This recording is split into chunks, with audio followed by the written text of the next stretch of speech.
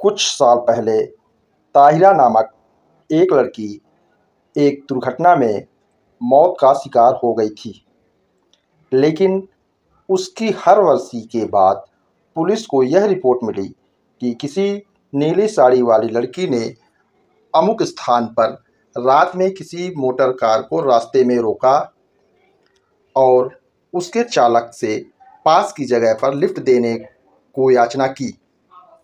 उस लड़की से मुलाकात के 1-2 दिन बाद ही वह कार चालक स्वयं भी किसी न किसी हादसे का शिकार होकर मौत के मुंह में चला गया।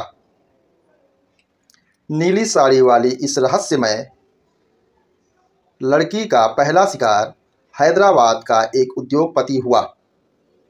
यह उद्योगपति आधी रात के बाद एक नाइट क्लब से निकलकर कार से अपने घर जा रहा था कि रास्ते में उसे एक नीली साड़ी वाली लड़की ने रोका।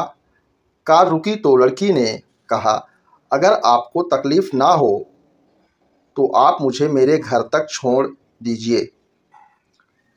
उद्योगपति इसके लिए राजी हो गया, लेकिन जब उसने अपनी गाड़ी उस लड़की के लिए बताए हुए मोहल्ले में रोकी तो उसने पाया कि लड़की कार से गायब थी। उस नौजवान ने यह अनोखी घटना अपने कई दोस्तों को भी सुनाई। घटना के 3-4 दिन बाद ही एक कार दुर्घटना में उसकी मौत हो गई। इस घटना के कुछ दिन बाद ही एक मैकेनिक तथाकथित प्रेत छाया का शिकार हो गया। रात्रि के समय वह मैकेनिक कारखाने से अपना काम निपटाकर स्कूटर से अपने घर वापस लौट रहा था। रास्ते में उसे एक नीली साड़ी वाली लड़की ने रोका और उससे प्रार्थना की कि वह उसे पास ही एक इमारत तक पहुंचा दे।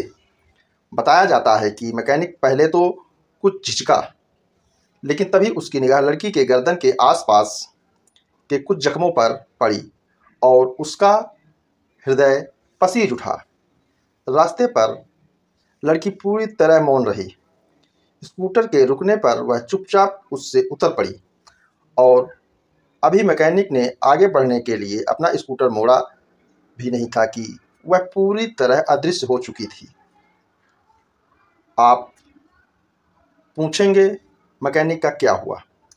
वह 2-4 दिन बाद ही अपने कुछ दोस्तों के साथ समुद्र में नहाने के लिए निकला और वहां पानी में डूबकर उसकी मृत्यु हो गई।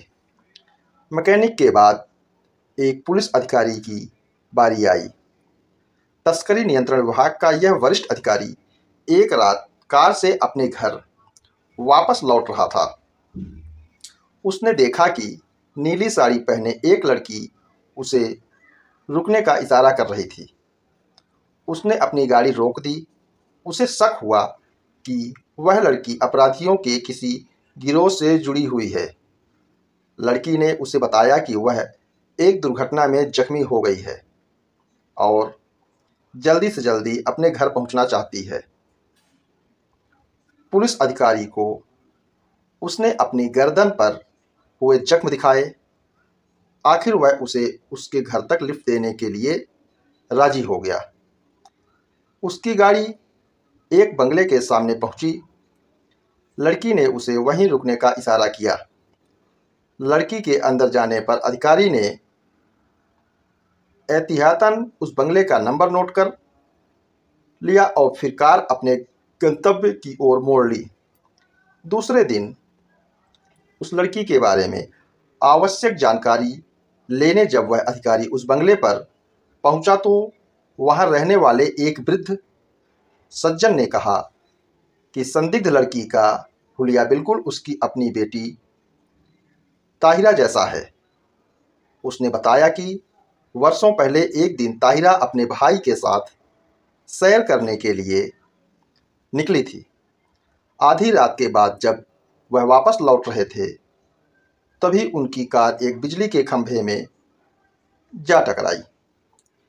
लड़का तो बच गया, लेकिन ताहिरा ने वहीं दम तोड़ दिया।